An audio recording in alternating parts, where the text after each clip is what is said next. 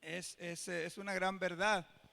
Eh, y así vamos a seguir hablando, ¿verdad? Cuando el Señor ponga algo en mi corazón acerca de los mensajes a esta iglesia, vamos a hablar algo del hogar o del matrimonio también, ¿verdad? Pero vamos a tratar de concluir en esta mañana esta carta de el Señor Jesucristo a la iglesia de Pérgamo. Ya habíamos predicado hace unos 3 domingos atrás hasta el versículo 13 y vamos a leer ahora del 14 en adelante. Amén, aleluya, gloria al Señor. A ver si le bajó un poquito, pero acuérdense, no, al mío no, sino a este. Aleluya, gloria a Dios, amén. Y aleluya, gloria a Dios. Acuérdense que tiene que estar ahí flasheándola esa. Amén. Aleluya, gloria a Dios, amén. Santo es el Señor, aleluya. Ahí está, gracias.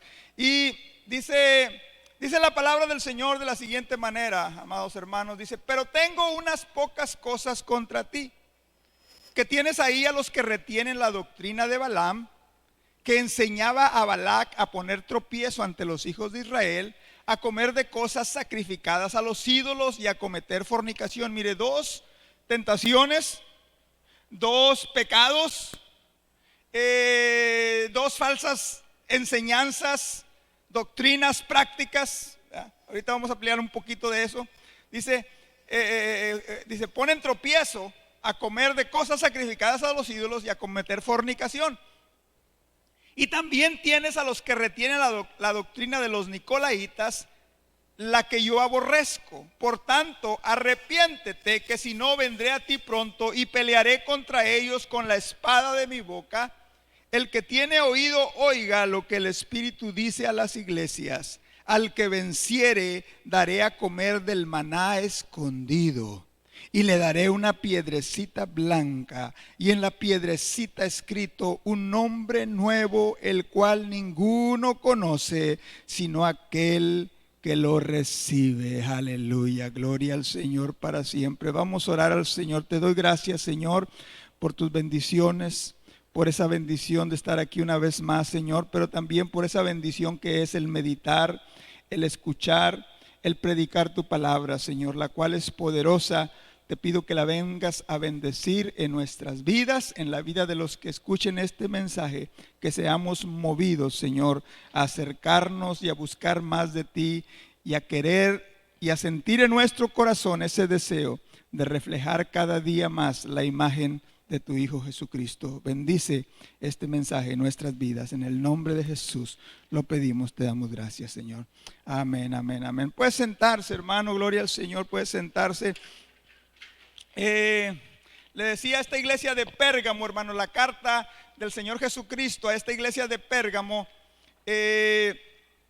mencionaba, hermanos, en el mensaje anterior, esa ciudad de Pérgamo. De ahí viene la palabra pergamino, ¿verdad? Porque ahí se inventaron los pergaminos de piel.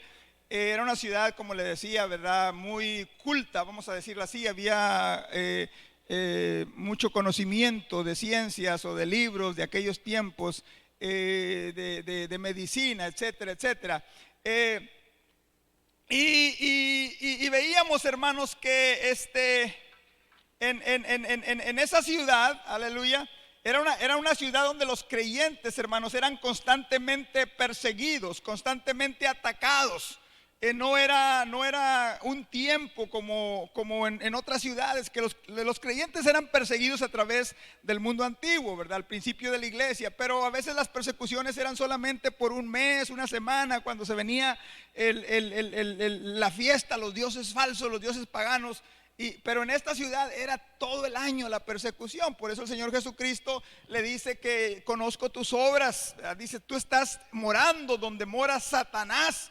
Dice, y aún en medio de todo eso, dice, retienes mi nombre y no has negado mi fe, ni aún cuando vino la persecución, ni aún cuando fueron torturados. Y el Señor Jesucristo los alaba. Pero también, hermanos, en estos versículos que acabamos de leer, aleluya, el Señor Jesucristo les hace un reclamo también. En ese reclamo habla de personas, falsos creyentes, que se habían metido a la iglesia y que querían enseñar a los creyentes a tropezar, o que eran de tropiezo a la iglesia, eran de tropiezo por sus vidas, pero también con sus enseñanzas falsas. Y básicamente les animaban o les enseñaban que no tenía nada de malo el practicar ciertas cosas, y se mencionan dos de ellas. Una era comer cosas sacrificadas a los ídolos, y la otra era la fornicación. Ahora, yo le había mencionado anteriormente, hermanos, que uno de los problemas de la iglesia al principio era un problema social, porque cuando alguien hacía una fiesta, vamos a decir en nuestros días, usted cumple años, su hijo cumple años, le celebra la quinceañera a su hija, hace una boda, lo que usted quiera, y se acostumbra mucho en nuestros pueblos, ¿verdad? Se mata una vaca, un borrego, se hacen carnitas, marrano, qué sé yo, y se invita a la familia y se invita a la gente a celebrar ese cumpleaños, a celebrar esa fiesta. Bueno, en esos días, hermanos, en esos tiempos, la práctica de invitar, de celebrar una fiesta de familia era algo parecido, excepto que esas fiestas generalmente tenían lugar en el templo de los dioses. Ahí había lugar, ¿verdad? Y se mandaba una invitación: fulano de tal, su amigo o su familia te invita a celebrar este día en el templo de mi Dios César, vamos a decir un nombre, porque acuérdense que adoraban a César también. Y ahí en el templo de César había una explanada donde se hacía la fiesta, se comía, se divertía, etcétera, etcétera. Usted sabe, era una fiesta no cristiana, vamos a decir, una fiesta mundana, decimos en nuestros días.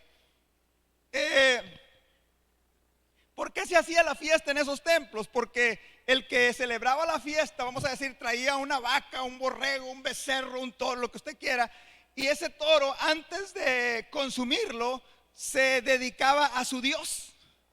Ahora, ¿sabe a veces cómo eran esos sacrificios, hermanos? Por ejemplo, vamos a decir, traían el toro, la vaca, el becerro, lo que usted quiera, el borrego, y lo traían al templo de su Dios. Y a veces, hermano, nomás todo lo que hacían era, le cortaban unos pelitos de aquí de la cabeza al animal, y ya lo echaban al fuego, y ya era el sacrificio de su toro, de su animal. Entonces quedaba todo, ¿verdad? Como algunos creyentes que casi, ¿verdad? Aleluya, gloria a Dios. Sonríe, que Dios le ama. Nomás le cortaba así unos pelitos, ¿verdad? Y ya ese era el sacrificio que le daban. Y luego el sacerdote obviamente agarraba la mejor parte, ¿verdad? De aquel animal, la carne, y todo lo demás se le regresaba al que lo había traído. Entonces ahí ese animal era cocinado, usted hecho carnitas, chicharrones, barbacoa, como usted quiera, y se hacía la fiesta. Entonces, eso presentaba a los creyentes convertidos un dilema. ¿Debería el creyente participar de esas fiestas, de esas cenas, comer de esa carne sacrificada a los ídolos? Y a través de la historia de la iglesia siempre va a haber personas que creen, enseñan que no tiene nada de malo participar de lo que el mundo participa. Pero nos olvidamos, hermanos, que la palabra del Señor a través de la historia nos enseña que los hijos de Dios somos un pueblo santo, dedicado a Dios, consagrado a Dios. De hecho, uno de los nombres con los cuales se conocía a los creyentes al principio de la iglesia, una palabra griega una palabra griega, hagios. Hagios decía, ese es un cristiano.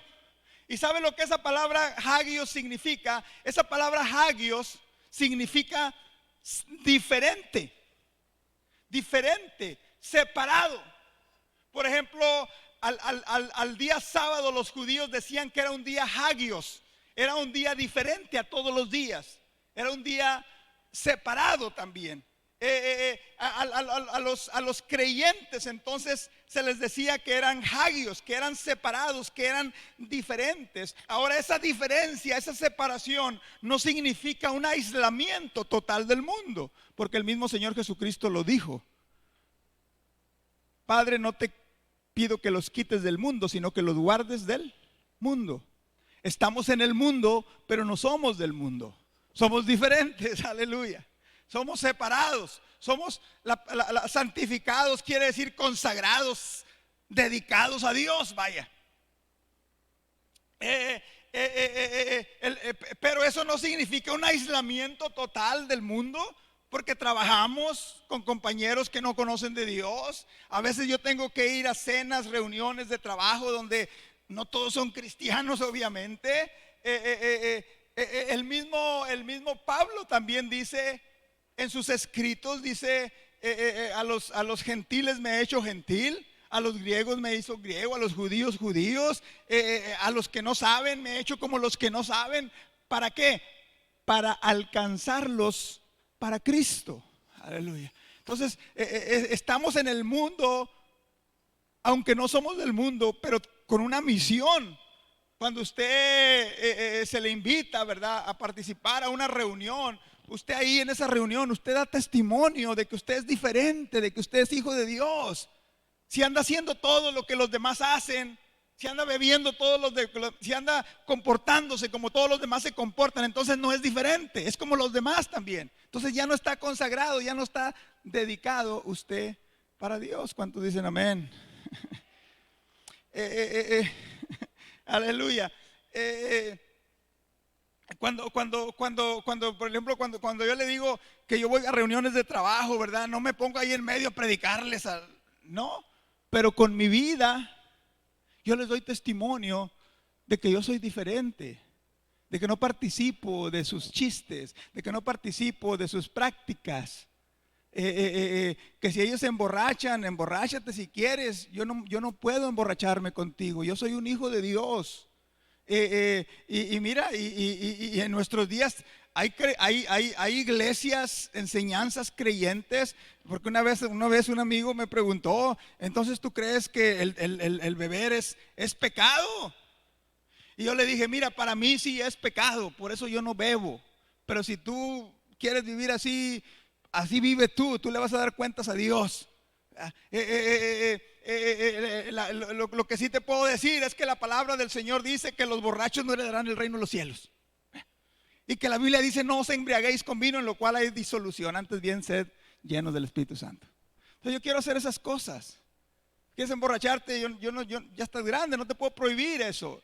Ni a mis hijos se los puedo prohibir, que ya están grandes, pero ellos saben lo que les he enseñado y lo que he vivido. Que ellos nunca me han visto con una copa en la mano, con una cerveza en la mano, con un cigarro en la boca. Nunca me han visto. Y Dios los libre si ellos un día se me ponen enfrente con algo así. No importa qué tantos años tengan, qué tan grandes estén, todavía son mis hijos. Eso es para ellos, eso no es para usted, por si están escuchando. Pero ese era el problema, hermano, que enfrentaba la iglesia al principio y que enfrenta la iglesia en nuestros días también. El peligro de contaminarse con las costumbres paganas, envolverse en sus prácticas. Y los creyentes, amén, que el Señor Jesucristo les dice a los que vencieren, aleluya, a los que permanezcan firmes, a los que dicen: mira, haz tú lo que tú quieras, pero yo voy a hacer lo que Dios me ha ordenado hacer. Tú vive como tú quieras, pero yo voy a servir a Dios.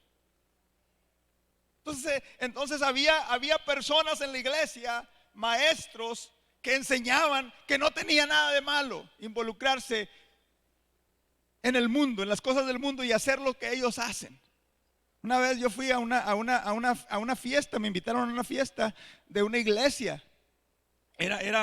Vamos a decir, era un picnic, un día de campo de una iglesia. Dije: pues es una iglesia, pues vamos.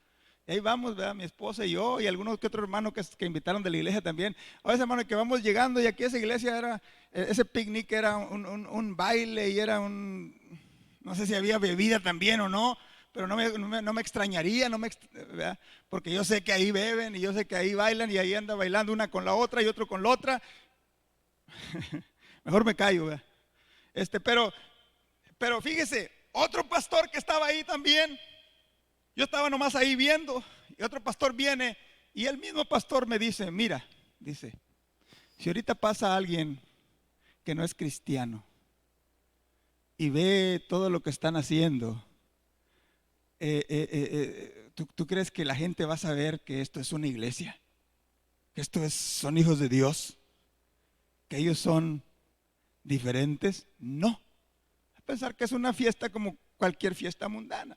El Señor Jesucristo por eso les reclama y les dice, tengo contra ti, tengo unas pocas cosas contra ti. Y la otra, hermanos, y todavía sucede, cometer fornicación, adulterio, relaciones fuera del matrimonio, relaciones inmorales. Al cristianismo al cristiano se le acusa como intolerante, pero el cristianismo, hermanos, vino a introducir al mundo una virtud que el mundo no conocía ni practicaba, y era la castidad, el guardarse casto hasta el matrimonio, ¿cómo le diré? El serse fiel en el matrimonio. Eso es algo que el cristianismo introdujo al mundo. Antes de que fuese predicado el evangelio, era como en Sodoma y Gomorra. Las prácticas de las naciones, de los griegos, de los romanos, de los países de esos tiempos, del mundo antiguo, hermanos, no se veía nada de malo. Era la práctica de que el hombre tuviera a su esposa, y la esposa nada más era para tener hijos y para administrar la casa, tuviera su concubina, tuviera sus cortesanas o sus mujeres. Y igual en esos tiempos se practicaba lo mismo que en nuestros días, ¿verdad? Hombres con hombres. Era lo normal, vamos a decirlo así.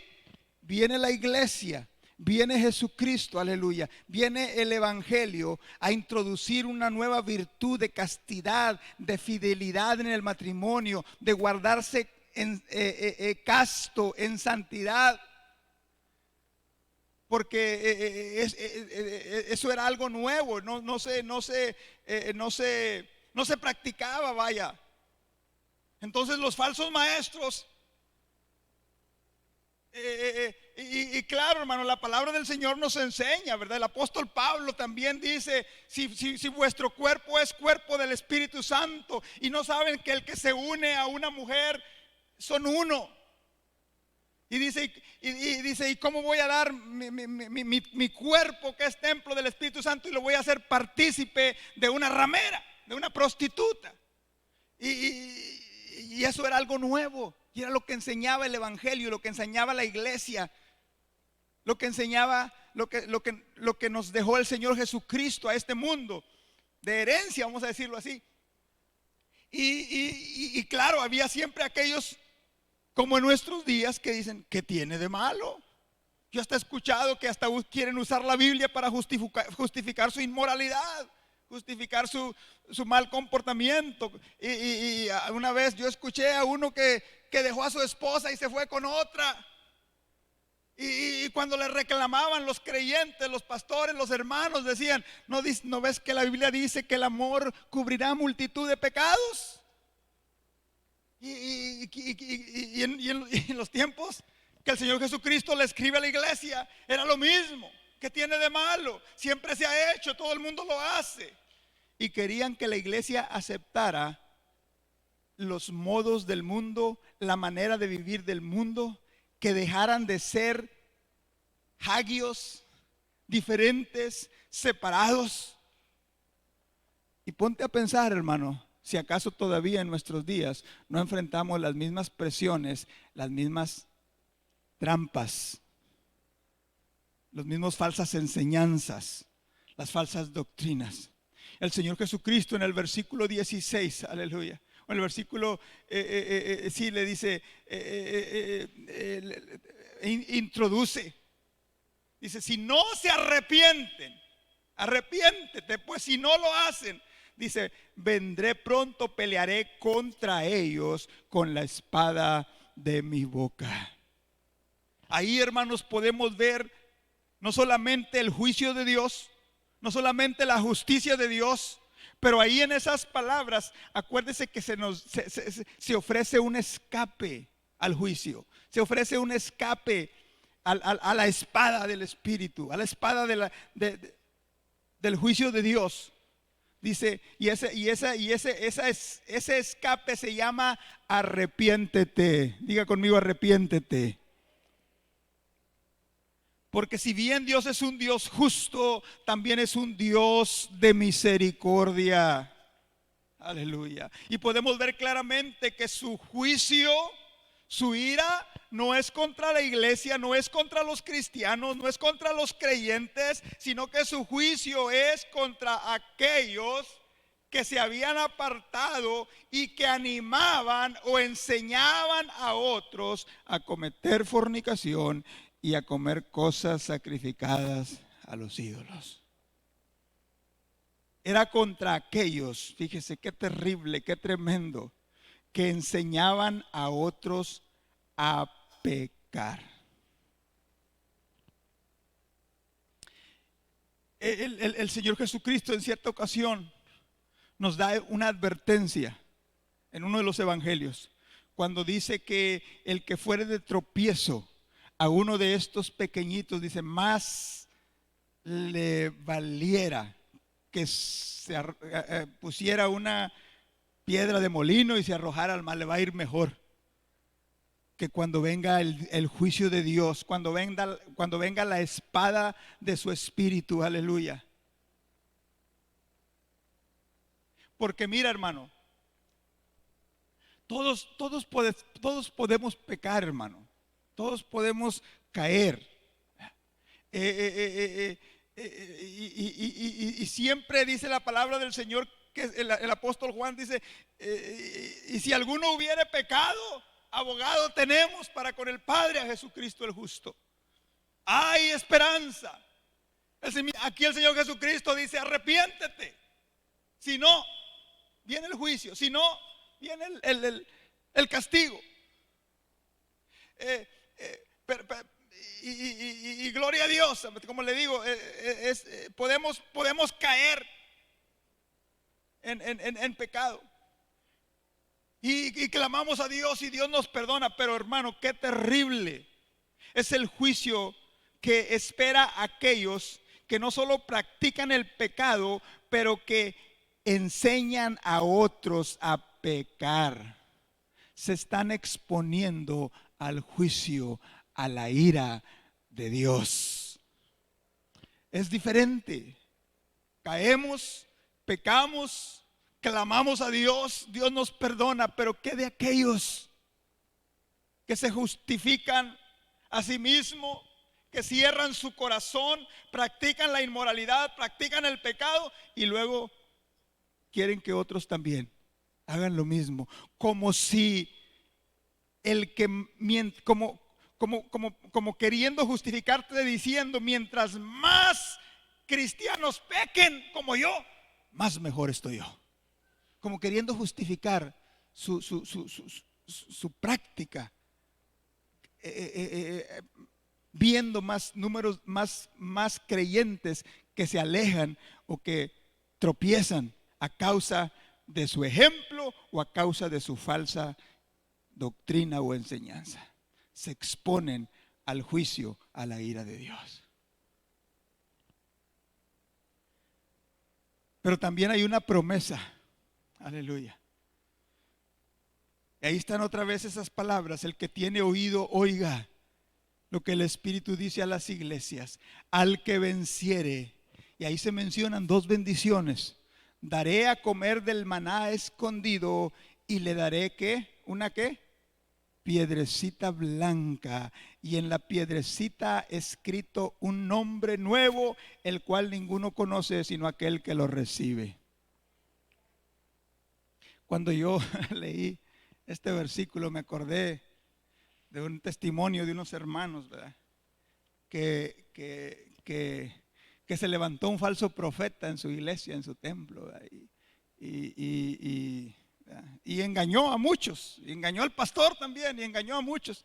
Como una vez se quiso levantar un falso profeta, una falsa profeta era aquí en la iglesia. Y uno luego se da cuenta de un falso profeta, porque un falso profeta, por ejemplo, si yo soy el pastor, me va a querer exaltar, me va a decir: no hay nadie como usted, pastor. Usted es la autoridad aquí, usted es el más grande aquí. Y ya cuando me empiezan a decir así, se me paran mis antenitas, ¿verdad? Porque, que este que trae, pues aquí yo no soy nada, aquí el único es Cristo. A ver, pero ya sé, así, ya como ya conozco. Entonces cuando me empezó a decir así: nadie canta como usted, pastor, y puras mentiras, ¿verdad? Y luego se me paró las antenitas, dije: algo no está mal.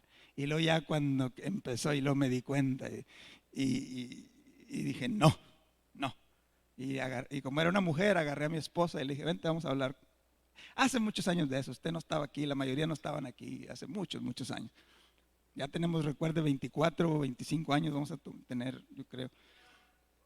Y ya le dije: mire, le voy a decir por qué usted está mal por esto, por esto, por esto y por esto.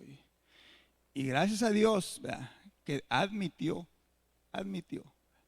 de que sí, porque bueno, es una historia larga, pero bueno, admitió y así como dice la palabra del Señor, le dije: pero si usted se arrepiente y usted deja esas cosas y usted se humilla delante de Dios, Dios es un Dios justo y Dios nos perdona y Dios nos recibe. Y cuando estaba leyendo esto me acordé de ese falso profeta que se levantó en la iglesia, y como aquí dice que se nos va a dar una piedrecita blanca con un nombre nuevo, el cual nadie conoce sino el que lo reciba. Y pues ese falso profeta, según Dios le había revelado cuál era tu nombre allá en el cielo, y les ponía: no, tú te vas a llevar tal, y tú te vas a llamar tal, el nombre tuyo que está en la piedrecita es tal. Y estaba leyendo aquí, dice: bueno, pero pues si la Biblia dice que nadie conoce sino el que lo recibe, ¿cómo está eso de que entonces la palabra de Dios está mal? Porque dice que nadie lo conoce más el que lo recibe. O sea que no hay profeta que pueda conocer eso más que el que lo recibe, ¿verdad? Entonces ahí se ve, ¿verdad? Ahí es una antenita que se debió haber, ¿verdad?, levantado ahí. Bueno, pues aquí a la Biblia dice que nadie conoce. ¿Cómo es que usted lo conoce entonces? O está mal usted o está mal la Biblia. ¿Está mal usted o está mal la palabra del Señor? Pero, ¿qué es lo que el Señor Jesucristo nos promete? Cuando somos fieles a Dios, cuando permanecemos en su camino. Aleluya. Mira, dice: le daré a comer del maná escondido.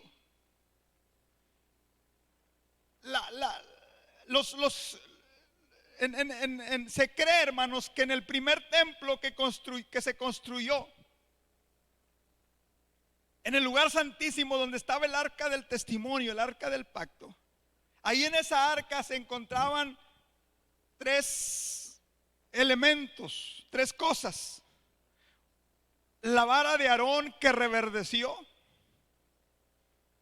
las tablas de la ley que Dios le dio a Moisés, y se cree que ahí estaba también una vasija de oro, que esa vasija de oro tenía maná del que el pueblo había recibido en el desierto, y que ahí se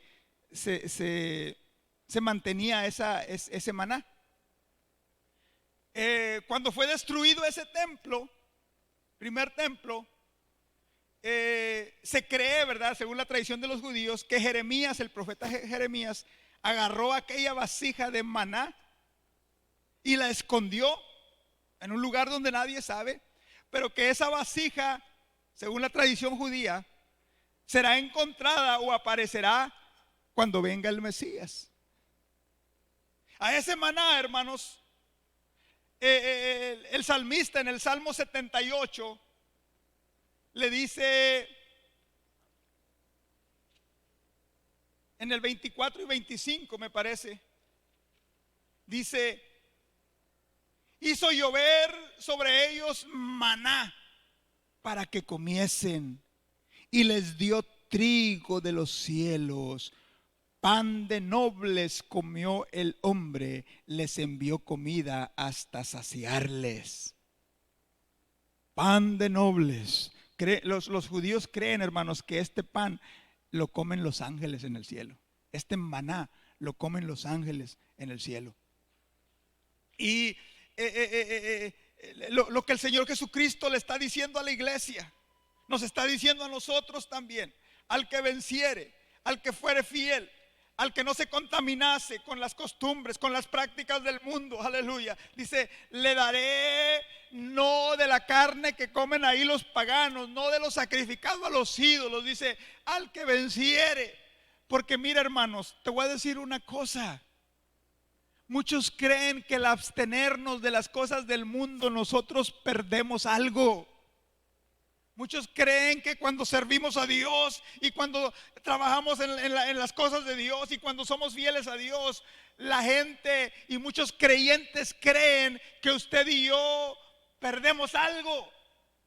Y no es así, no perdemos nada, ganamos, aleluya, la vida eterna. Dice el Señor Jesucristo, tú te vas a abstener de las cosas del mundo, tú te vas a abstener de los sabores que ahorita te lo comes y ya, se te va.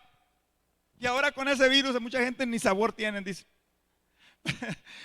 Pero dice la palabra del Señor que si tú y yo somos fieles a Dios, aleluya, te va a dar un alimento, aleluya, que solamente los ángeles, dice, pan del cielo, aleluya. El Señor Jesucristo le dice al pueblo: vuestros padres comieron del maná en el desierto y tenían que comer todos los días porque les daba hambre. Dice, pasa al que comiere del pan que yo le daré, aleluya, no tendrá hambre jamás, gloria al Señor. Y esa es la vida del creyente, hermanos, aleluya. Es una vida saciada, es una vida llena, es una vida, aleluya, de fortaleza también, gloria al Señor. Yo no me arrepiento.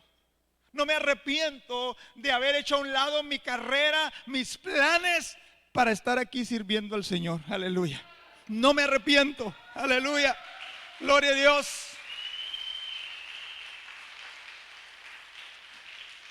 Y él había dicho que yo compraron la compañía donde yo trabajo. Otra compañía, la competencia vino y nos compró, gracias a Dios. Por eso le digo a mi esposa, le digo a los que conocen, porque las cosas no nos estaban yendo muy bien. Sobre todo aquí en Estados Unidos. En Europa sí estaba creciendo el negocio, estaba aumentando, estábamos ganando, pero aquí en Estados Unidos estábamos perdiendo. Y yo sabía que si seguían así las cosas, la compañía no iba a permanecer muchos años. Le hubiera dado yo a lo mucho 2 años. Pero gracias a Dios vino la competencia, nos compró, se ve la diferencia, se ve los recursos que ellos tienen. Antes nomás uno pensaba, se imaginaba lo que ellos tenían. Ahora yo sé lo que ellos tienen de recursos, de enfoque. Esto es una visión totalmente diferente acerca del negocio. Yo sé que eso va a ser de bendición. Y no creas que lo veo tanto por mí, hermano, porque mira, yo ya en unos 2 años o menos, o no mucho, yo dejo el trabajo y me retiro. Entonces, pero tengo un nuevo jefe ahora. Tengo un nuevo jefe, que es alguien que conozco. Mira, desde casi empezamos a trabajar en el negocio al mismo tiempo. Cuando yo estaba trabajando en Dallas en una planta, él era uno de los que iba ahí a visitar la planta de los que nos vendían, que hacía lo mismo que hago yo, vamos a decirlo así. Entonces él ya tiene como, si yo tengo 28 años aquí en la planta, y 2 años, tiene como 30 años trabajando en la compañía. Entonces él subió y ahora es el director a nivel mundial, vamos a decir, ¿verdad? Y me reporto con él. Y como nos conocemos por estos años, desde que empezamos allá y nos veíamos en reuniones y platicábamos, no podíamos platicar del negocio, ¿verdad? Obviamente, porque es ilegal. Pero platicábamos de la familia, de cómo están. Usted sabe, lo conozco, es un buen, ¿verdad? Por lo que lo conozco, se miraba es una persona buena, ¿verdad? Noble. Bueno, en la primera conversación que tuvimos por teléfono, porque ahora no podemos visitarnos, obviamente él ya sabía. Y ya me empieza a platicar, ¿verdad? Y estamos recordando la historia, ¿verdad? De cómo empezamos, cómo empezó él, cómo empecé yo, lo que hago, etcétera. Y ya finalmente me dice, oye, es León, y un poquito más, una pregunta un tanto personal. Me dice, cuáles son tus diversiones, hobbies? ¿Qué es lo que haces cuando no estás trabajando? Y le digo, mira, cuando yo no estoy trabajando, le digo, y cuando estoy trabajando también, soy pastor de una iglesia ahí en Wilmington. Y él me dice, algo así yo había oído, pero quería, ¿verdad?, que tú me lo dijeras. Quería escucharlo de ti, pero yo algo así había oído. Y le digo, sí, soy pastor de una iglesia hispana. Le digo, entonces trato de balancear mi trabajo y mi trabajo para la compañía y mi trabajo en la iglesia. Y él mismo me dice estas palabras. Dice, se ve que lo que haces, dice, es un trabajo que te da más satisfacción a tu vida. O me dice algo así como, ese debe ser un trabajo que te va a traer, que te trae más satisfacción a tu vida. Y le digo, sí, es un trabajo que me da más satisfacción a mi vida.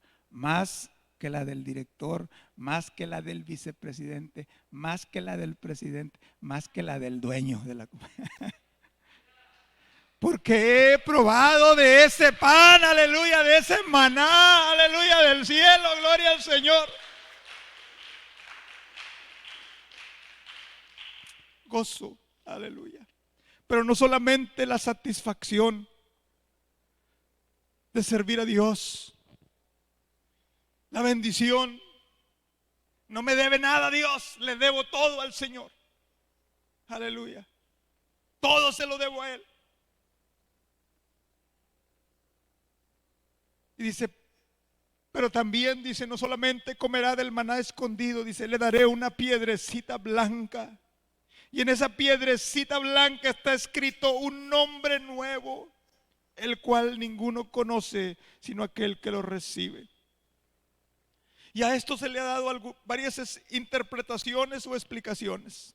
Porque en esos tiempos, primeramente, y todavía sabe que todavía se acostumbra algo de eso en nuestros días, los que somos de México sabemos que cuando cumplimos 18 años tenemos que inscribirnos en el servicio militar. No sé si en su país también lo hacen, de seguro que sí. Aquí en Estados Unidos también sucede.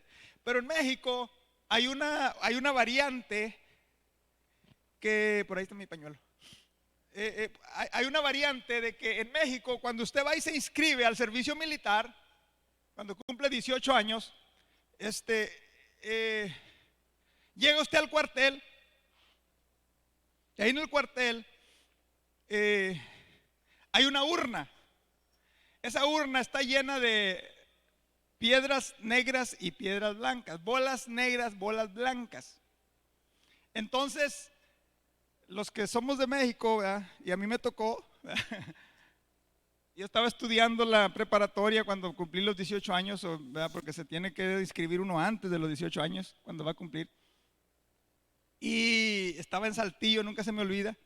Entonces, yo no quería, ahora, ¿qué es la diferencia? Si usted va, se inscribe, y si yo saco una bola negra, quedo inscrito, pero no tengo que ir a practicar.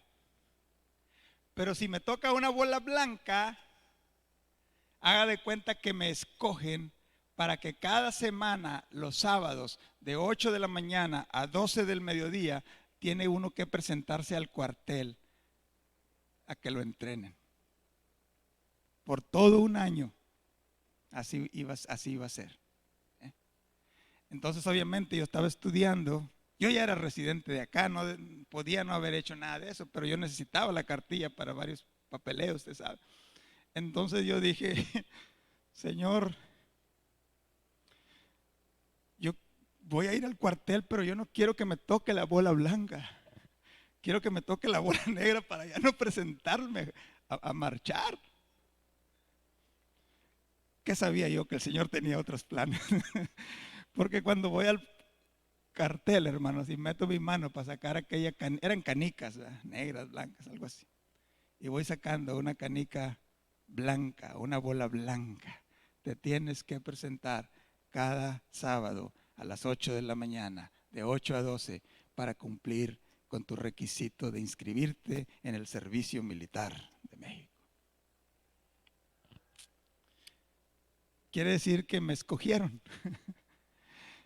En estos tiempos que el Señor Jesucristo le escribe a la iglesia, se usaba algo así, pero cuando se traía un acusado a la corte, a cada jurado, vamos a suponer que hubiera 12 jurados o 13 jurados, no sabría decirle, pero había cierto número, así como en nuestros días, y a cada jurado se le daba 2 piedras, una negra, una blanca. Cuando se presentaba el caso en la corte, en esos tiempos, se terminaba el juicio y el veredicto se daba porque se ponía una urna ahí en aquella corte y cada jurado, cada miembro del jurado, según la decisión que había tomado, iba y depositaba en aquella urna o una bola negra, o una piedra negra, o una piedra blanca. Si el número de piedras blancas era mayor que el de piedras negras, aquella persona era declarada inocente. Si el número de piedras negras era mayor que el de las piedras blancas, aquella persona era declarada culpable. Y lo que el Señor Jesucristo bien le puede estar diciendo a la iglesia, aleluya, cuando tú y yo somos fieles a Dios, sí hay un acusador que nos acusa día y noche delante de Dios, aleluya. Pero cuando tú te alejas de las cosas del mundo, cuando tú te abstienes del pecado, dice el Señor Jesucristo, aleluya. Y lo que yo voy a poner ahí es una piedra no de juicio, sino una piedra de libertad, de no culpable, aleluya. No somos culpables, no somos, no vamos a recibir castigo delante de Dios, aleluya. Esas piedras también se usaban para contar, eran piedras, recuerden, en aquellos tiempos no había calculadoras. Entonces, cuando la gente contaba con piedras y generalmente eran piedras blancas. 1, 2, 3, 4, 1, 2, 3, 4. Y bien pudiera el Señor Jesucristo estarles diciendo, aleluya, cuando tú y yo somos fieles a Dios, aleluya, te voy a contar como parte de los hijos de Dios, como parte del pueblo de Dios, como parte de los herederos de Dios. Aleluya. Póngase de pie en esta mañana porque ya voy a terminar. Otra práctica común de esos tiempos, aquella piedra blanca en los tiempos que se escribe esta carta, estoy hablando hace 2000 años. Cuando alguien decía que tengas un día de piedra blanca, imagino yo que lo contrario era el significado opuesto. Pero cuando alguien decía que tengas un día de piedra blanca, era una expresión. Quería decir que tengas un día feliz, que tengas un día inmensamente feliz. Y lo que el Señor Jesucristo bien pudiera estarle diciendo al pueblo de Dios, a los hijos de Dios, aparentemente tú te estás perdiendo de las diversiones, aparentemente tú te estás perdiendo del gozo, aparentemente tú te estás perdiendo de las fiestas, pero cuando tú y yo somos fieles a Dios, aleluya, yo te voy a dar días felices. Yo te voy a dar días de gozo, días de bendición, aleluya. Cuando tú y yo somos fieles, aleluya, dice: le daré una piedrecita blanca. ¿Saben qué más se usaba esa piedrecita blanca?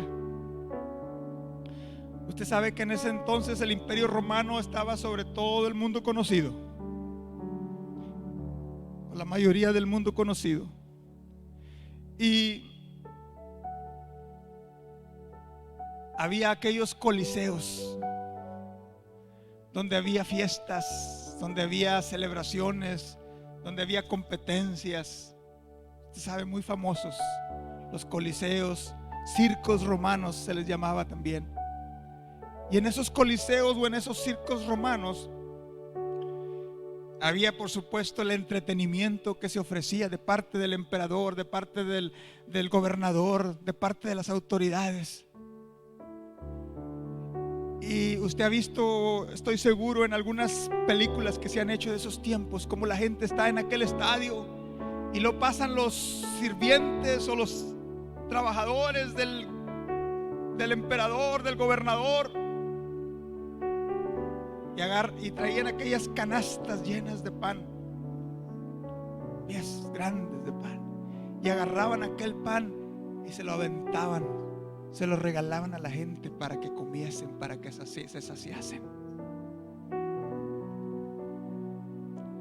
La entrada, el boleto de entrada a esa fiesta, a ese coliseo, a ese estadio, muchas veces, o la mayoría de las veces, era una piedra blanca. Llegabas, tu boleto era una piedra que se te había dado, alguien te había comprado, te había autorizado, te había regalado, porque no todos obviamente iban a caber ahí, y solamente los que llevaban aquella piedra blanca podían entrar a la fiesta, a la diversión, a recibir el pan gratis. Y es lo que el Señor Jesucristo nos dice, o bien pudiera estarle diciendo a la iglesia: aleluya, al que venciere, al que se abstiene de las cosas del mundo, aleluya, al que se abstiene de fornicación, de adulterio, del pecado, al que no se deja llevar por las doctrinas falsas, por las religiones baratas, dice: le daré, aleluya, la entrada, aleluya, a un gozo, a una diversión, pero también a una satisfacción simbolizada con aquel pan, aleluya, que se recibía.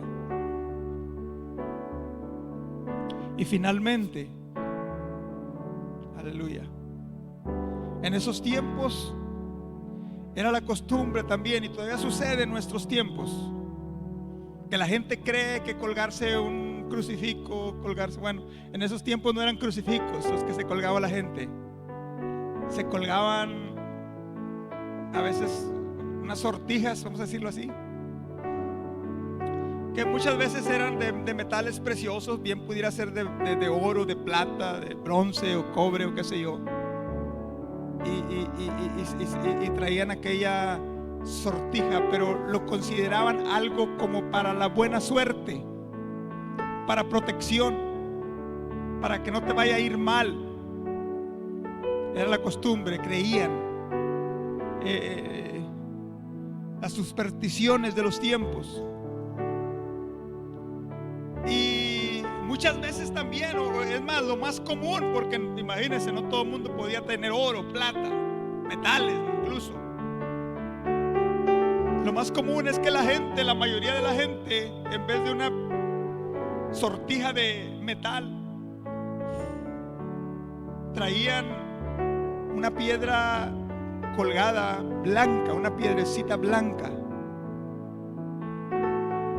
Y ese amuleto, vamos a decirle así, o esa sortija, o ese amuleto,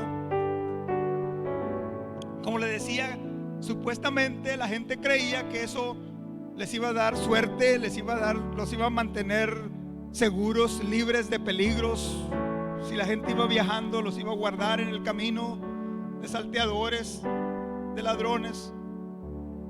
Y esas piedrecitas, por la parte de atrás, generalmente, para que nadie la viera, lo que decía, tenían una inscripción.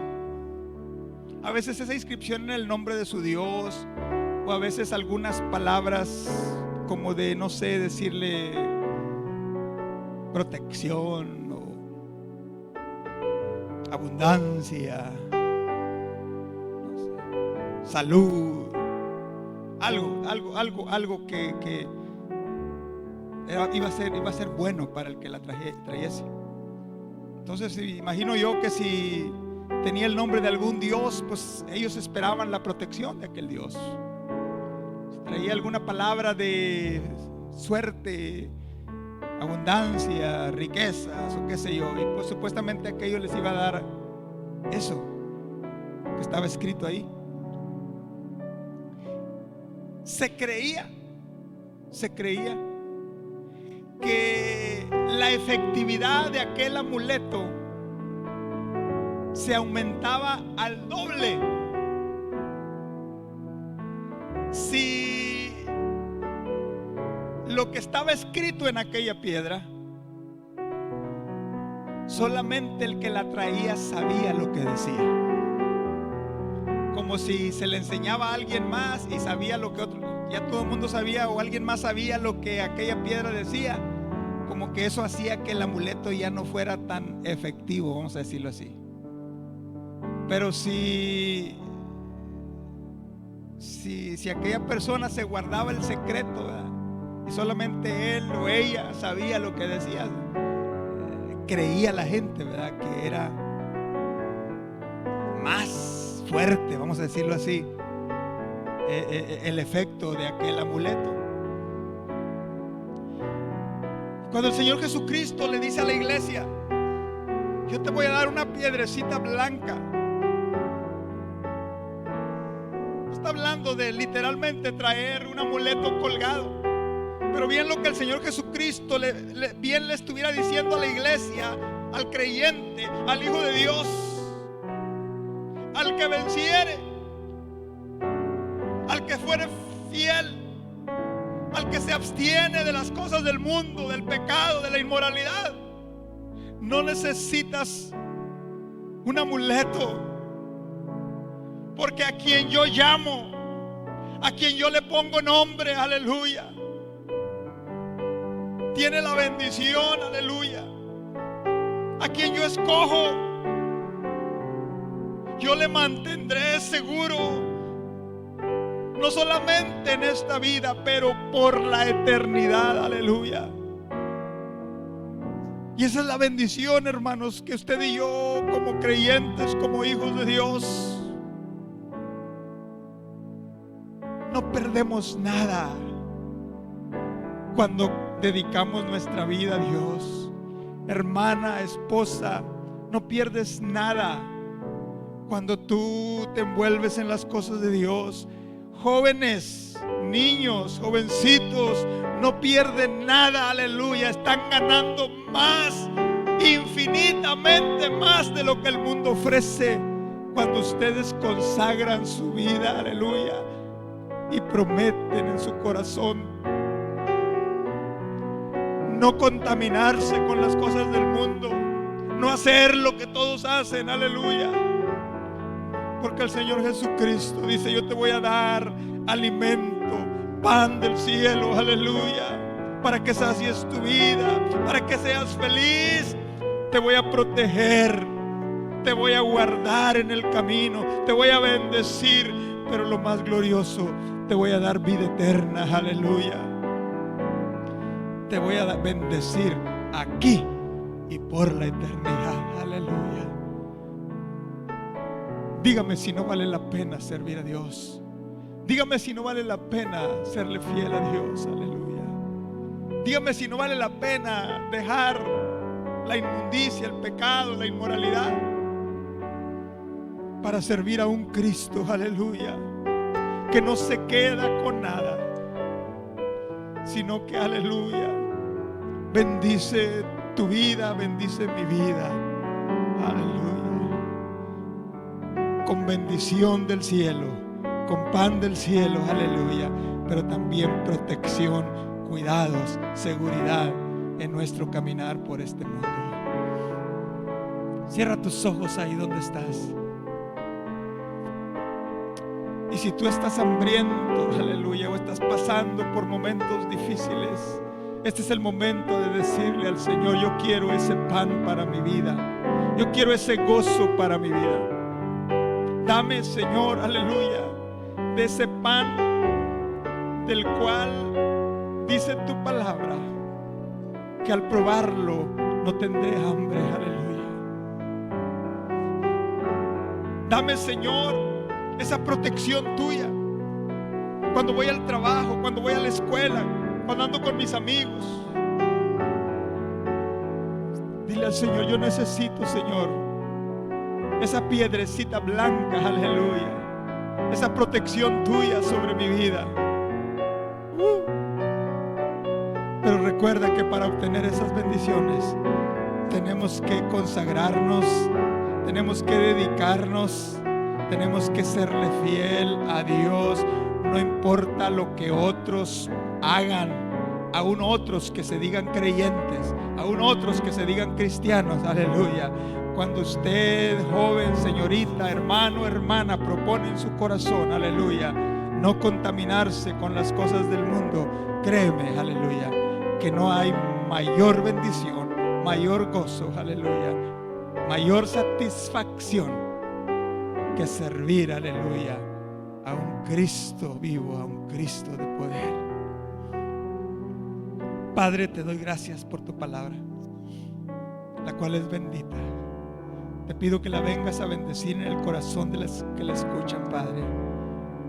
Y si hay una vida que en su corazón está necesitado, necesitada, hambriento, sediento, aleluya, en esta mañana, Señor, en esta hora, que tu Espíritu Santo obre en ese corazón, y todo lo que él o ella tenga que decir son estas palabras: ven a mi vida, a mi corazón, perdóname, cámbiame y lléname de tu Espíritu Santo. Lávame más y más, santifícame y ayúdame a vivir la vida que a ti te agrada, oh Dios. En el nombre de Jesús te lo pedimos, Dios. Te damos gracias, oh Dios, aleluya. Amén. ¿Quieres adorarle unos momentos? ¿Quieres alabarle unos momentos? Y dile: yo quiero